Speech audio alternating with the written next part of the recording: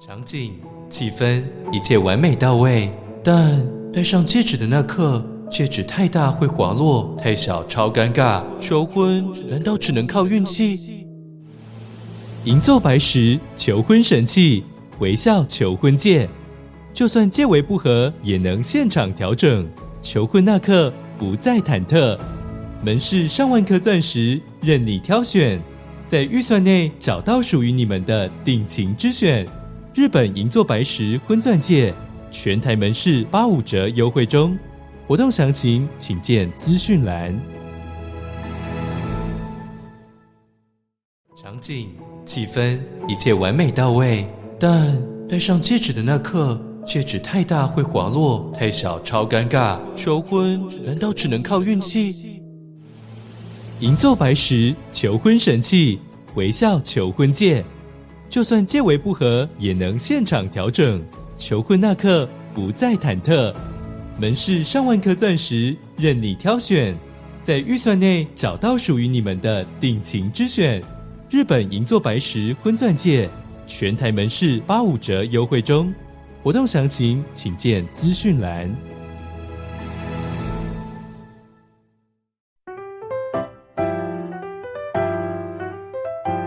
Welcome back to Sip&Talk, and I have had my third cup of coffee, so I am absolutely ready to dissect some high-level geopolitics. Good morning, afternoon, or evening, wherever you're joining us from.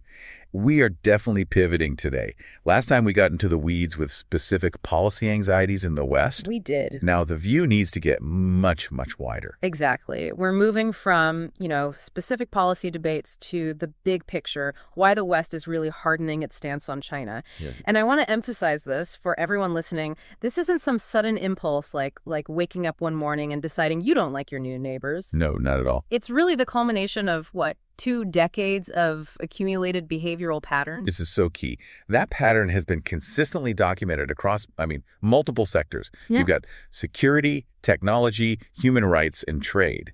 And it's led to this collective consensus, not just among governments, but, across industries and NGOs, that this is now a survival challenge. Right. It's not just policy noise that we can kind of tune out. Yes. It's the difference between, say, ignoring a little leaky pipe in your kitchen and then suddenly realizing the entire foundation of your house is cracked. And by the way, the neighbors are demanding you fix it their way. Ah, that's a good one. And my analogy from the outline, it still holds up. It's like you start out thinking, oh, my new neighbor is maybe just a little loud. But then you realize they're systematically stealing your Wi-Fi, trying to swap out your door locks, and then building a private path through your backyard. And claiming your entire garden belongs to their historical lineage. Exactly. At that point, you don't say, oh, we just have a cultural misunderstanding. No, something is fundamentally wrong. And that analogy works perfectly, because we really are talking about 4 threads tightening around us at the same time. You've got large-scale human rights suppression, which is an ideological threat. Then there's massive economic penetration and IP theft, which is a market threat. Then you add in technological security breaches, and of course, very serious military expansion from the South China Sea all the way to the Taiwan Strait. That's the geopolitical threat. It's all happening at once. So the central question then, it isn't, is China our friend? That's too simple. It's, can China remain a reliable rules-based partner within the international system we all operate in? Because if the answer to that is no, then the whole system itself is, it's fundamentally threatened. And whenever you bring up these verifiable facts, the most common counter-argument you hear, especially from certain Chinese elite scholars, the ones they speak fluent English, have Western PhDs. Oh, I know them well. The line is always the same. The West misunderstands China. Ah, the classic. The appeal to cultural complexity. You just don't get our millennia of civilization, man. You're too focused on your silly little individual rights. Exactly that. So today, our mission is really twofold. First, we need to lay out the undeniable accumulated facts that dismantle that trust, the pattern of verifiable behavior. And second, we are going to clearly separate where a genuine cultural or analytical misunderstanding might end and where deliberate whitewashing or strategic PR tactics begin. That frame is so crucial because it lets us analyze their arguments without, falling into that trap of self-blame, of thinking, oh, maybe we are the problem. Right. So let's start with the facts, which we've gathered from reports all over the globe. Section 1. the 4 pillars of Western distrust. This is the evidence base that moved the relationship from, hopeful engagement to strategic competition. And we have to begin with the most difficult pillar, the ideological conflict. And that is based on systematic human rights violations. And I really want to stress the word systematic here. We are not talking about like isolated incidents or a few bad actors. We are looking at policy-level, institutionalized operations. Right, top-down policy. Top-down, specifically in places like Xinjiang, Hong Kong, and Tibet. And the scale of it is it's almost impossible to really grasp.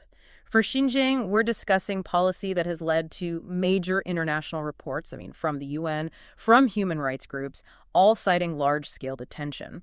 The estimates range up to over 1 million people in what they call re-education camps. And that's not to mention the forced labor, the heavy restrictions on religion and speech, particularly targeting the Uyghur population. And let's not just talk about the camps themselves. Let's talk about the sophisticated digital surveillance system that supports it. Yeah, the tech side is terrifying. Think about it. Facial recognition everywhere. Mandatory apps on your phone tracking you. Checkpoints that log your every movement. There were leaked documents, people call them the China cables, that explicitly laid out the chain of command and the intent behind these policies. Oh, there was a paper trail. Clear one. It showed this was a deliberate policy choice to manage an entire ethnic group. It wasn't some random localized incident. Beijing's defense, of course, is that these are just necessary counterterrorism measures. Right. Vocational training centers. Exactly. Or efforts to promote ethnic mingling and economic prosperity. Yeah. And they just dismiss all those international reports as malicious lies from anti-China forces. But the sheer weight of the institutional evidence just makes that claim incredibly hard to sustain for anyone looking at it impartially. And this is also where that clash of sovereign concepts becomes completely unavoidable, isn't it? It becomes the entire philosophical roadblock. See, China operates on a principle of absolute non-interference in internal affairs.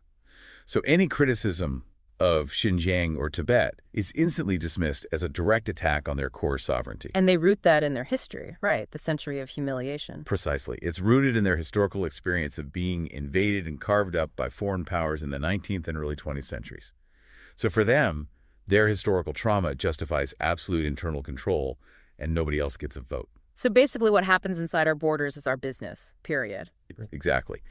The West, however, generally adheres to a concept of conditional sovereignty. The idea that a state's legitimacy is, at least in part, contingent on meeting universal human rights norms, like the Universal Declaration of Human Rights. So you have two sides operating from two entirely different rule books, and that difference dictates all the diplomatic fallout. Can you give us a concrete example of that diplomatic clash in action, where you can see those two rule books just smacking into each other? Well, certainly. Just look at the diplomatic fallout from the 2022 visit of the UN Human Rights Chief Michelle Bachelet to Xinjiang. Western nations and human rights groups, they criticized the visit as highly controlled, Potemkin tour.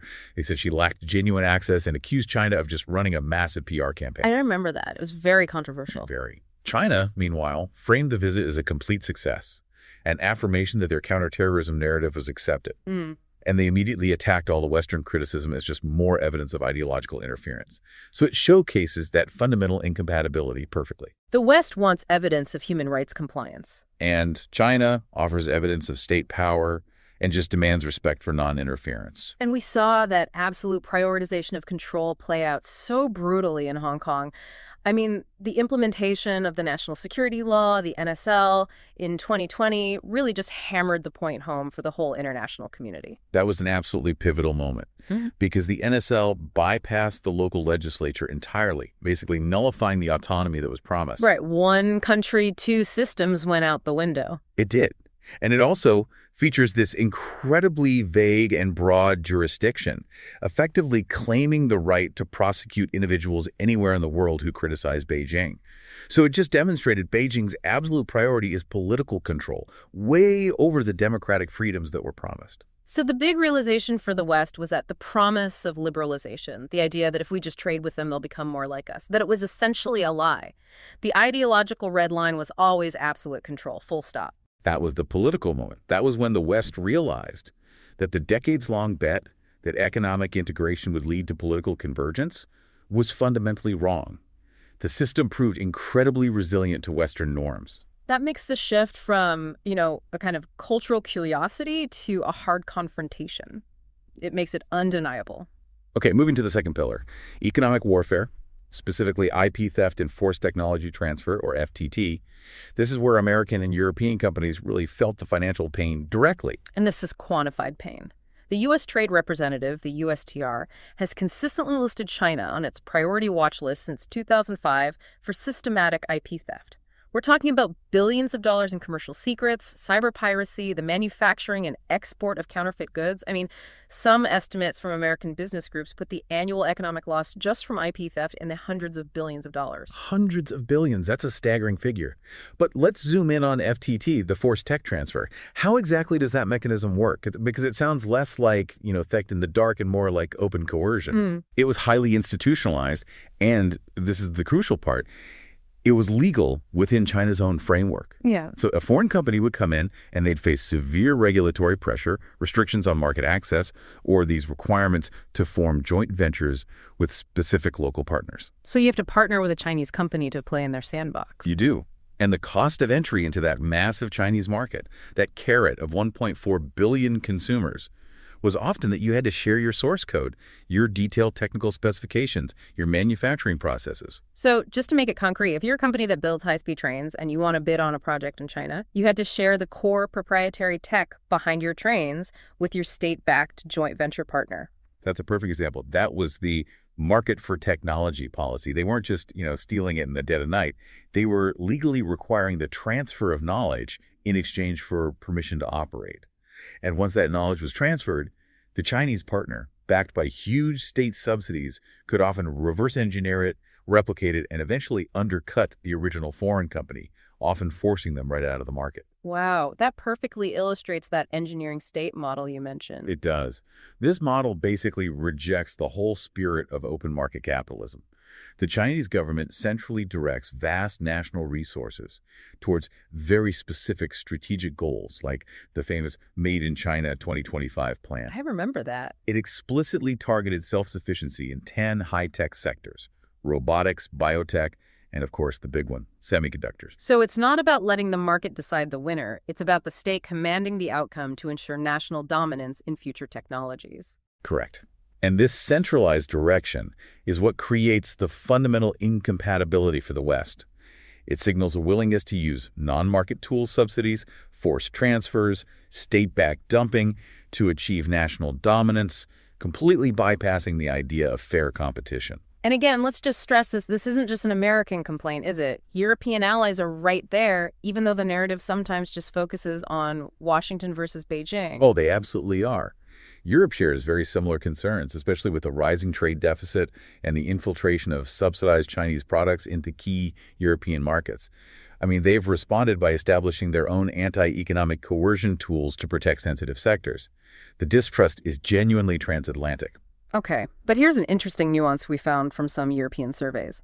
Many European companies actually praise China's written IP laws. Something like 67% find them acceptable on paper. Wait, okay, if the laws themselves are fine, then why all the distrust? Because only 42% believe the enforcement is sufficient. And that huge gap between the beautifully written law designed for international compliance and the actual execution on the ground, which always prioritizes state interests, that is the source of the genuine long-term distrust. I see. It shows the system is designed to provide maximum flexibility for domestic actors while maintaining this veneer of legality externally. That makes perfect sense. The rules look great on paper, but the referee is always biased toward the home team. Okay, let's move to the third pillar. Territorial coercion and regional instability. This is the military and the geopolitical challenge. This focuses primarily on two hotspots, Taiwan and the South China Sea. On Taiwan, China's narrative frames any move towards independence as secession, and under their interpretation of the One China principle and their anti-secession law, this legally justifies the reserved use of force. So they position themselves as the defender of national sovereignty against, internal separatists, not as an aggressor. They constantly stress this is an internal matter, a civil war relic, a matter of reunification that they have every historical right to pursue. Exactly. Meanwhile, in the South China Sea, China's actions, the massive island building, the militarization of those artificial islands like Fiery Cross Reef, the hardening of maritime enforcement, all of that is interpreted by the West and by regional neighbors as a direct challenge to the sovereignty of countries like the Philippines and Vietnam. And it undermines the whole international law of the sea, right? UNCLS. It directly undermines it. And you mentioned selective legalism earlier. Yeah. This is where China applies that concept. Oh, so? They treat international law like a toolkit, not like a fixed constitution.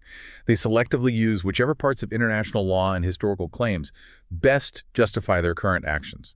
For instance, they maintain the 9-line claim on historical usage that predates modern maritime law. Right. But when the international community pushed back, especially with that 2016 Permanent Court of Arbitration ruling in The Hague, which explicitly dismissed China's claims, what did Beijing do? They just rejected the ruling outright, claiming the court had no jurisdiction. So they invoke international mechanisms when it allows them to enter organizations or get benefits from trade rules, but they reject those same mechanisms when they restrict their own territorial claims. Precisely. It's a very pragmatic approach to sovereignty. The goal is always to justify their actions far from their immediate shores and to avoid any commitment to the current rules-based system when it conflicts with their strategic goals. It's a system designed for maximum flexibility. Rules are only valid when they serve the state's purpose. That brings us to the final and maybe most crucial pillar, the erosion of trust, or what we can call the failed engagement strategy.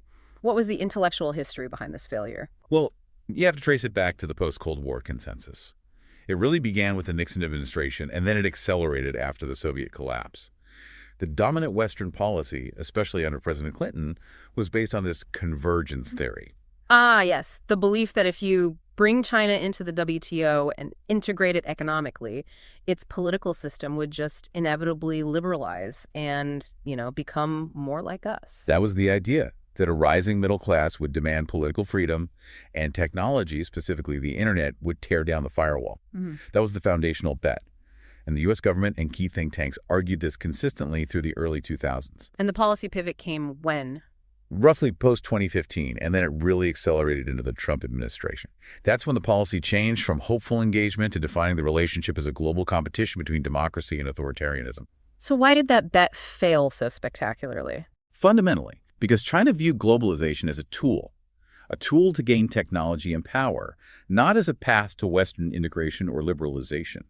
They successfully built an internal technological and political firewall, the Great Firewall, the vast surveillance state that President Clinton once famously joked would be like trying to nail Jell-O to a wall. I remember that quote. The internet was supposed to bring freedom for everyone. It didn't.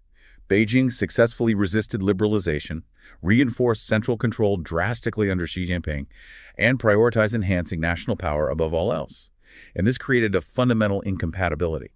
Economic integration, instead of being this stabilizing force, actually became a source of strategic risk for the West as supply chains were weaponized and dependence deepened. Okay, so the facts are laid out. Yeah. Systematic human rights violations, documented IP theft and coercion, clear territorial aggression, and the decades-long failure of political liberalization.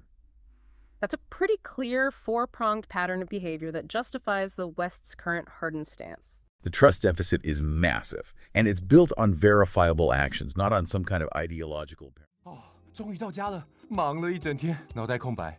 现在想的只有微微一品，那汤头香气一出来，直接被征服了。再搭配这厚实的牛肉，一咬下去，立刻化开，好爽啊！这面咕噜的样子，光看了就忍不住想大口吸入。果然 Q 弹带劲，超级疗愈。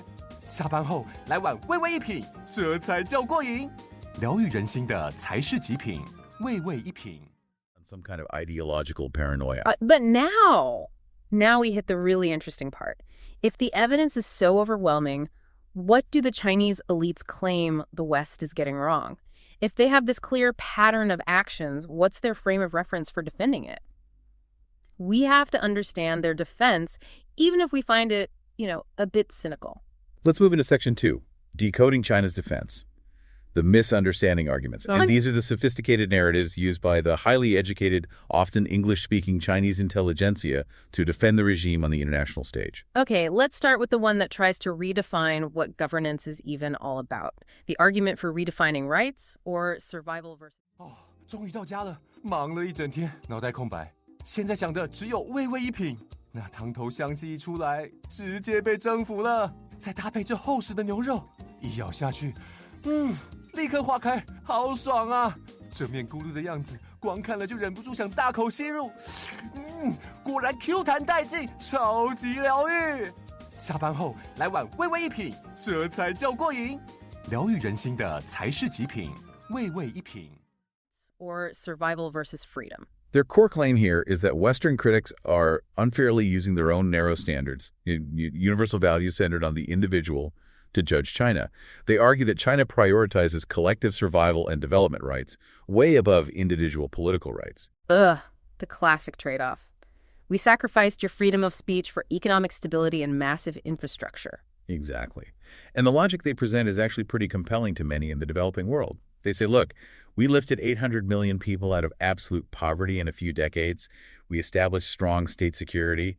We built staggering infrastructure, like the world's largest high-speed rail system. They argue that this visible performance is the biggest human right of all. So their legitimacy is derived from visible performance. Can they deliver concrete benefits, not from political procedure like voting? Precisely. They argue that Western media focuses way too much on a few dissidents, on free speech, on voting procedures, which they see as minor, almost luxurious concerns. And they say this ignores the massive tangible benefits that have been provided to the overwhelming majority. They imply that the West's focus on individual rights is a privileged obsession that only rich, established democracies can afford. Whereas China's immediate existential priority is stability and sustenance for a massive population. That's the argument. It's a powerful philosophical reframing that deflects criticism of systemic oppression by appealing to the betterment of the collective. Okay, got it. Next up, claiming defensive intent using the century of humiliation narrative. This is a really emotional and historical appeal that dictates so much of their foreign policy. This narrative argues that all the current military expansion, the tech acquisition, the territorial assertions, they're not expansionist at all. They are merely defensive. Yeah. And they're driven by this deep historical trauma, the century of humiliation, from roughly the 1840s to 1949, when China was invaded, colonized, and weakened by foreign powers. And so the goal, they claim, is simply to restore historical status and ensure national security so that weakness never, ever happens again. That is their fundamental justification. They argue the West misunderstands this deep-seated security anxiety, so they see the South China Sea not as international waters that require freedom of navigation for all, but as their front yard that must be secured against foreign intervention. Yeah. They see Taiwan not as a thriving democracy that deserves self-determination, but as an internal civil war relic that must be unified to complete their national restoration. So every single aggressive action is framed as an entirely rational reaction rooted in this deep-seated security anxiety about foreign containment. Yes, and they often try to normalize their actions by citing Western history. They'll frequently point out, for example, that the United States in the 19th century also engaged in widespread IP infringement and technology acquisition from leading nations like Great Britain to catch up industrially. They use that historical parallel to say, hey, we're just doing what every ambitious rising power does to break the technological blockade of the established powers. It's a very clever, if deeply cynical, historical comparison. It attempts to strip the moral weight from their current systemic IP theft by just labeling it a historical inevitability of the catch-up game. Fascinating. And finally, the third defense. Legitimacy through performance or meritocracy versus procedure. This is the anti-democracy binary argument. Right.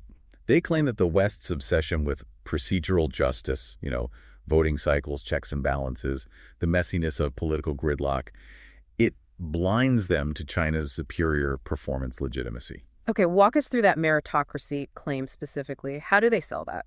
Chinese intellectual elites often frame the CCP not as some monolithic communist entity, but as a highly efficient meritocratic corporate board. They often compare it favorably to models like Singapore. They argue that leaders are selected based on a long, rigorous process of testing and performance at regional levels, demonstrating competence in governance, not simply winning popularity contests. And in this framework, they see Western political transitions as disruptive, inefficient, focusing on rhetoric instead of measurable results. Exactly. They believe they earn legitimacy through sustained economic stability and visible achievements, the high-speed rail, massive infrastructure, successful crisis management, and therefore, they argue, applying a simple democracy versus authoritarianism binary is just flawed and ignores the effectiveness and stability of their system. They believe they have a different, maybe even a more effective model of modern governance that the West just refuses to acknowledge out of its own ideological bias. Okay. So we've laid out the facts of their actions, and now we've laid out their very sophisticated defensive framework. Now we get to the core of this whole deep dive. Is this a genuine misunderstanding, or is it just strategic whitewashing? This is Section 3, misunderstanding versus whitewashing, the strategic function. And while the arguments we just discussed have an internal academic logic, like you can find professors who genuinely believe them, in practice, on the global stage, they function primarily as a strategic tool. It's a word war designed to mask deeper, verifiable strategic ambitions and to shift blame away from the regime. But let's be balanced here. Where does a genuine non-strategic misunderstanding exist? Where does that translational illusion actually happen in Western capitals? I think genuine misunderstanding often occurs at the level of policy nuance, and also the failure to convert just vast amounts of raw data into accurate strategic judgment, often because of bureaucratic systems. Western analysis, despite having thousands of experts, sometimes suffers from what we can call the translational illusion. The bureaucracy often favors speed and simple metrics over deep, slow reflection and cultural context. Can you give us that concrete example of the Common Prosperity Policy again, but maybe in more detail? Because that was a big one. It was huge. When Common Prosperity was rolled out in 2021 and it was accompanied by these sudden crackdowns on big tech and the private education sector, many Western media outlets immediately framed it as socialist revenge. Right, I remember the headlines. The end of capitalism in China. Yeah. And the market reacted violently because that initial Western analysis just lacked any nuance. Precisely.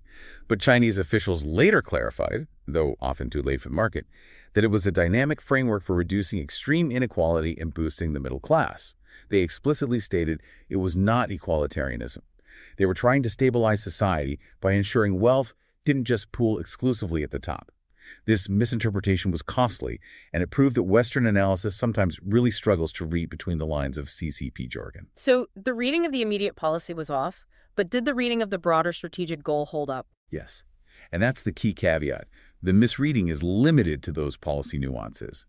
The West generally judged the broader strategic goal correctly, which was the strengthening of central state control over the very powerful private sector, especially the tech sector. So regardless of the economic mechanism, the goal was political reassertion. The misunderstanding claim is often used to mask this broader, harder political reality. Okay, so let's talk about that strategic function now. It's more than just simple spin. You're saying it functions as a tool to undermine the West's own moral authority. It absolutely does. The claim of misunderstanding becomes a strategic demand. It demands that the West accept China's justification based on its history or culture. You don't understand our security anxiety, without requiring China to accept accountability for its systemic violations of human rights, sovereignty, or economic rules. It completely shifts the burden of proof onto the critic. And this ties directly into that chilling psychological parallel you mentioned before, the Dargo logic. It is textbook abusive behavior applied on a geopolitical scale. It's deny, attack, and reverse, victim, and offender. So first, deny. Beijing denies the mass abuse ever happened. The Xinjiang detentions are vocational schools. The forced labor is poverty alleviation. Sure. Second, attack. When they're challenged, they attack the investigator, not the evidence. They'll sanction Australian wine producers for seeking a COVID-19 origins inquiry. Or they'll sanction Western researchers who published critical reports. Right. And third, reverse victim and offender. And this is the crucial step. They then claim that the West is the aggressor, driven by paranoia, Cold War thinking, and ideological bias. Wow. That RVO phase is where the misunderstanding claim truly shines, isn't it? It shifts the entire debate from factual accountability. Why are you sanctioning a democratic country to a defensive posture from the West? Why are you so biased against us? It's successful gaslighting on an international scale. And this ties directly into what we call the giant baby mentality. It's the political expression of an entity that has grown incredibly powerful, but still insists on defining how it is perceived. It demands reverence rather than earning respect through its behavior. That sounds incredibly fragile, actually. It is, which leads directly to the weaponized glass heart strategy. In this mindset, respect is defined as submission, not as a dialogue between equals. China demands deference that's commensurate with its rising power. It's a return to a kind of tributary system thinking, where smaller powers have to acknowledge the superior culture and power of the center. And if you don't submit, you are guilty of ruhua, of insulting China. And we've seen this play out constantly with corporations. The definition of ruhua has extended to almost anything. It is weaponized fragility.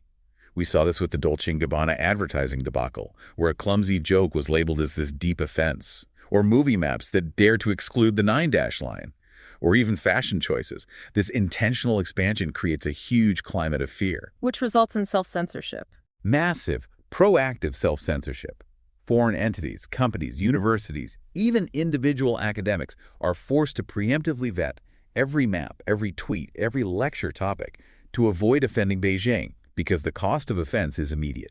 You lose market access, or your students can't get visas. So the rage isn't even about a genuine offense. It's rooted in, why don't you see me the way I want to be seen? It's a strategy to emotionally and politically control the international narrative without ever having to fire a shot. That's a fascinating and frankly quite terrifying assessment of how psychological tactics are leveraged at the state level to enforce compliance globally. Now, let's talk about the final strategic tool here, the double standard wolf warrior versus panda diplomacy. This is a calculated survival strategy. They are not confused. They are addressing two very different audiences at the same time. They're playing a dual game. Okay, let's start with the wolf warrior, the aggressive, confrontational side we see everywhere now. Who is the primary audience for that? The internal audience. That's who it's for. Aggressive diplomacy, like that famous scene where Yang Jiechi told U.S. officials in Alaska that Chinese people don't eat this set, is primarily played for domestic consumption. Especially during periods of economic strain or social pressure, the regime needs to secure its political legitimacy by appealing to strong nationalism. They have to visibly show the citizens that the motherland is strong and is standing up to Western bullies. Exactly. So a diplomat might look completely incompetent on the global stage, sacrificing international image, but they become a hero on Weibo. They are trading external reputation for internal stability. So it's all about the incentives inside their system. It is. Now contrast that with the panda mode or the misunderstanding rhetoric. That's reserved for a very different audience. That's for external consumption, Western capital, academics, and moderate politicians who still hold influence. Correct. When engaging the business community, they switch right back to emphasizing win-win cooperation, stability, and how misunderstanding is the only thing standing in the way of massive continuous profits. The function of this double standard is a classic divide-and-conquer strategy. They want to cultivate powerful pro-China interest groups in the West, Wall Street, Silicon Valley, university heads, who will then go and lobby Western governments on Beijing's behalf to avoid conflict and maintain their profits. And those groups become Beijing's unpaid advocates. They are the ones saying in Washington or Brussels, hold on, we need to be more understanding of China's historical context, or don't rock the boat, look at the potential losses to our global supply chains. They are using the profit motive to mute geopolitical criticism. And finally, let's just quickly tie this back to the bureaucracy. If the panda mode is often more productive internationally, why do we see so much wolf warrior behavior from their diplomats? Because of the political incentives within their system. The internal political risk encourages what you might call a safer-to-be far-left approach. Foreign service officers adopt the aggressive wolf warrior stance to show their fighting spirit and their loyalty to the core leadership. So being a panda is risky. Pursuing genuine nuanced communication, the panda route, is seen as politically risky. It could open them up to criticism of being soft or westernized. The system rewards visible aggression.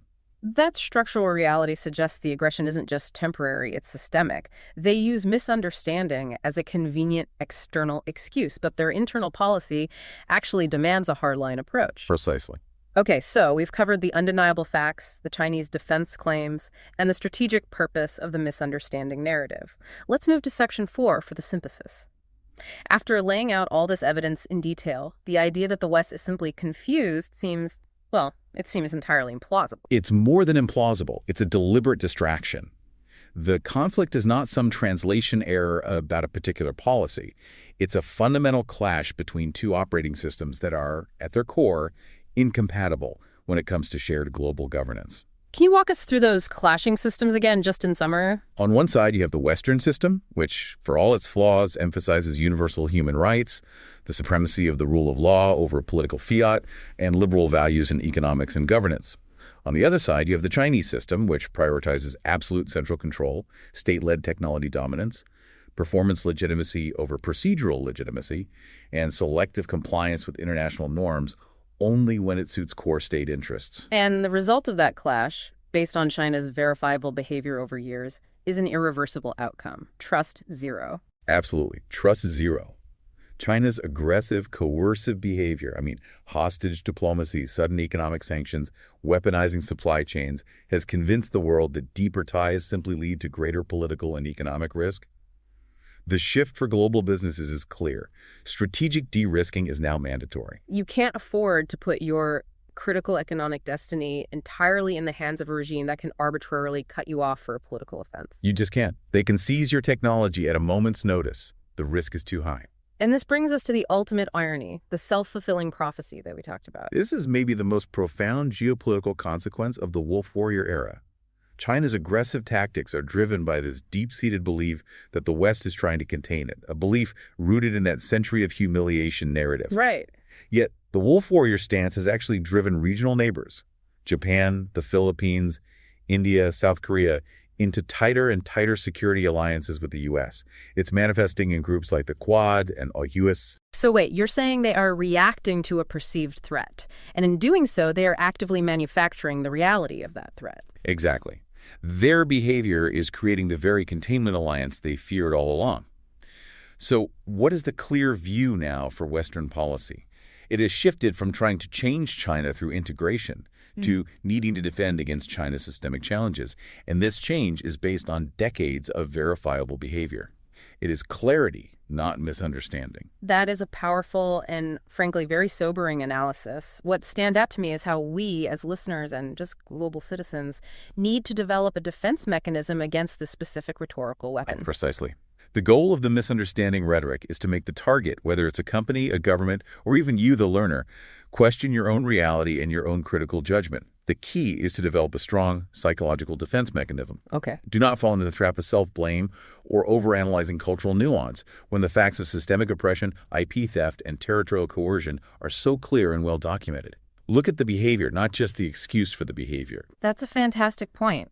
We aren't here to criticize any people or any country, just to provide objective facts and analysis for independent thought, and to help you develop that critical lens on global power dynamics. Thank you for joining us for this deep dive into the strategic function of rhetoric versus reality in the China narrative. It's a really complex topic, and we encourage you to continue reading and thinking critically about the difference between a genuine cultural gap and a calculated strategic maneuver. And remember to subscribe to Sip&Talk wherever you get your podcasts, and go check out our old friend Mickey's YouTube channel, Mickytolife. He's always diving into interesting travel and cultural commentary that helps us understand the world a little bit better. We'll see you next time.